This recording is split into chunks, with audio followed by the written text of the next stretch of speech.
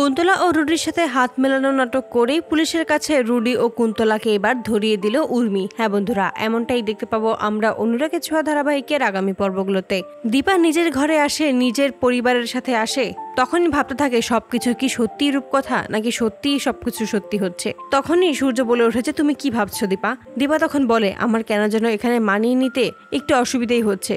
সূর্য তখন বোঝায়, এটা তোমারই বাড়ি, তোমার ভালোবাসার জায়গা, তোমার ভালো থাকার স্থান, তাহলে তোমার এখানে মানিয়ে নিতে কেন কষ্ট হবে দীপা? দীপা তখন বলে, আমি সেটা জানি না ডাক্তারবাবু, তবে আমি চাই এখন যেভাবে সুখে আছি আমরা যেন সারাটা জীবন এভাবেই সুখে থাকতে পারি।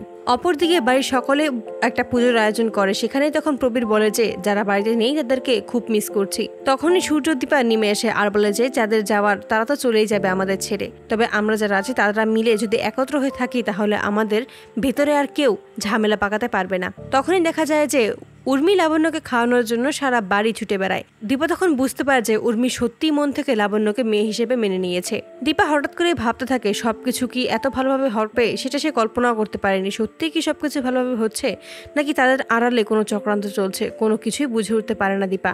উর্মি তখন লক্ষ্য করে দীপা অন্যমনস্ক হয়ে দাঁড়িয়ে আছে। তখনই উর্মি দীপার কাছে আসে আর বলে যে আজকের দিনেও এত কিসের চিন্তা তোর, আমরা সবাই তো তোর পাশে আছি, তখন দেখবি যে আমরা সব সময় একসাথে থেকে লড়াই করে নিতে পারবো। দীপা তখন বলে ওই রুডি ও কুন্তলা কিন্তু থেমে থাকবে না, ওরা নিশ্চয়ই কোনো না কোনো ভাবে আমাদের ক্ষতি করার চেষ্টা করবে, তাই আমাদের সাবধানেই থাকতে হবে। উর্মি তখন বলে, তুই কোনো চিন্তা করিস না, এবার তোকে আমরা সাহায্য করব।